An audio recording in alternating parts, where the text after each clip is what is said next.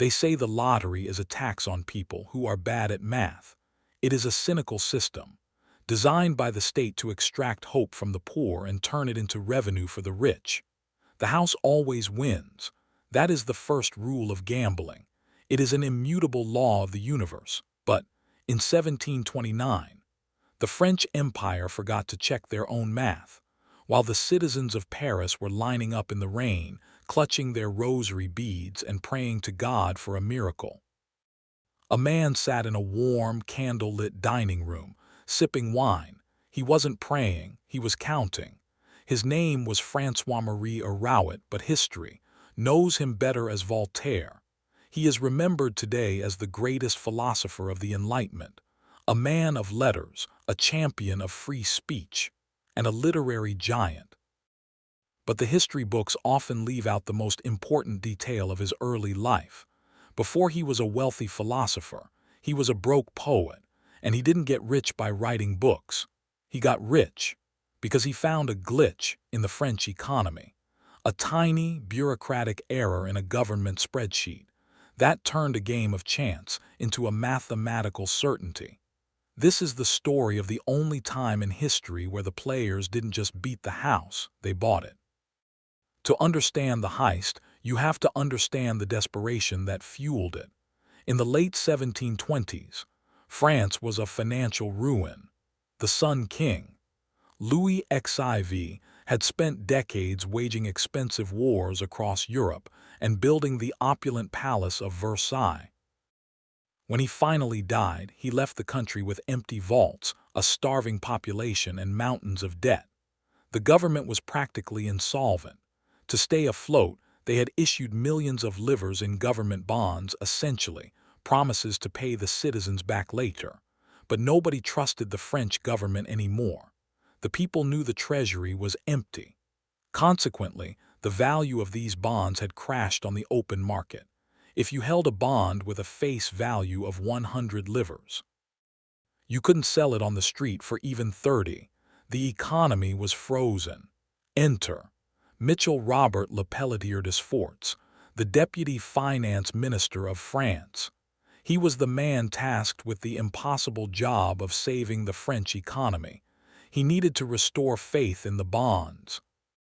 He needed people to start trading them again. So he came up with a brilliant incentive. He announced a new royal lottery, but this wasn't open to just anyone. It was exclusively for bondholders. The rule was simple. If you owned a government bond, you could buy a lottery ticket. The price of the ticket would be exactly 1,000th of the bond's face value. The winner of the monthly draw would receive a jackpot of 500,000 livres, a sum that would make a commoner royalty overnight. It seemed like a standard government scheme. Pelletier patted himself on the back. He thought he had saved France, but in his rush to launch the program, he made a fatal calculation error. He confused face value with market value, and one man noticed. It happened at a dinner party in Paris. Voltaire was seated next to a man named Charles-Marie de La Condamine. La Condamine was a brilliant mathematician and explorer, a man who would later travel the Amazon River and map the equator. But tonight, he was bored. He was looking at the flyer for the new royal lottery, turning the numbers over in his head. He leaned over to Voltaire and whispered something that would change their lives. He explained the math. Let's break down the error, because it is delightfully simple. The government set the ticket price based on the face value of the bond. But the bonds were selling on the street for pennies on the dollar. This created a massive gap in logic. If you went to the market and bought a cheap, devalued bond for 1,000 livres, you were allowed to buy a lottery ticket for just 1 livre.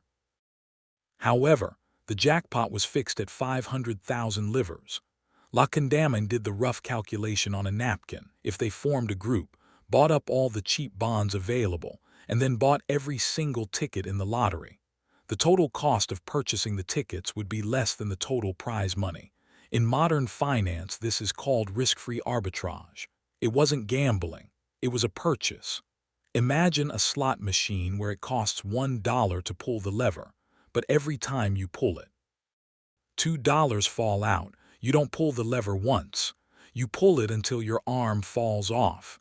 Voltaire looked at the numbers. He looked at La Condamine, and he smiled. He said, "We're going to need a bigger team." They couldn't do it alone.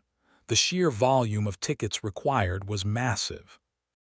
They needed capital to buy the initial bonds to qualify for the tickets. Voltaire became the promoter. He gathered a syndicate of wealthy investors, mostly friends and fellow intellectuals who hated the government. They pooled their money, but then came the logistical nightmare. You couldn't just write a check for 1 million lottery tickets. In the 18th century, every ticket had to be physically purchased, filled out, and signed. Furthermore, if the government saw Voltaire, a famous troublemaker and critic of the crown, buying thousands of tickets, they would shut the operation down immediately. So, they operated in the shadows. They hired a notary to act as their front man. Night after night, the greatest minds of the Enlightenment sat in a smoky backroom, drinking wine, and signing their names on thousands of tiny slips of paper. This is where Voltaire's personality shines through. He couldn't resist mocking his victims. He treated the heist as a piece of performance art. On the back of the winning tickets, instead of just signing a name, he wrote anti-government slogans. He wrote haikus about how incompetent the finance minister was. He signed some tickets with fake names like "Long Live the People" or "The Good Cause." They were robbing the bank and leaving a thank you note.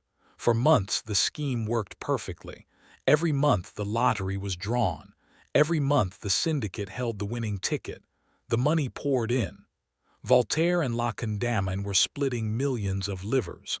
The plan was flawless, but you can only hide a fire for so long. Finance Minister Pelletier began to notice a pattern. The winners were always from the same district. The tickets were always collected by the same notary, and the handwriting on the back of the tickets was mocking him. The realization hit him like a physical blow. He did the math. Months too late. He realized the government was losing more money on the lottery than they were making on the bonds. He had tried to fix the national debt, but he was actively bankrupting the treasury to pay Voltaire. He immediately ordered the lottery shut down.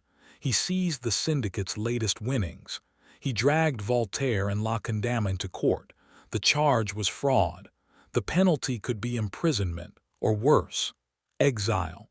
The trial was the talk of Paris. The government argued that the syndicate had cheated the spirit of the law. They claimed it was a manipulation of the system, a conspiracy to defraud the king. But Voltaire stood up in court.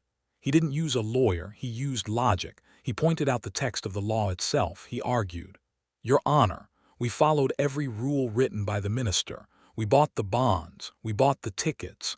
We paid the price you set. Is it a crime to be better at math than the Ministry of Finance?" The judge looked at the regulations. Voltaire was right. There was no law against buying all the tickets. There was no law against forming a syndicate. It wasn't fraud. It was incompetence on the part of the state. The court ruled in Voltaire's favor. The government was forced to pay out every single cent. The finance minister, Pelletier, was fired in disgrace. The lottery was abolished. Voltaire walked away with a fortune, roughly 500,000 livres. In today's money, he was set for life. But this isn't just a story about getting rich. It's about what that wealth allowed him to do. Before this, Voltaire was a vulnerable poet. He was constantly being thrown in the Bastille for offending powerful nobles. He had to rely on the patronage of rich lords to survive, always biting his tongue to keep his funding. After the lottery, he was financially independent. He used the money to start his own lending business, lending money to princes and dukes. The power dynamic flipped. The nobles now owed him money. He established a watchmaking factory at his estate in Ferney.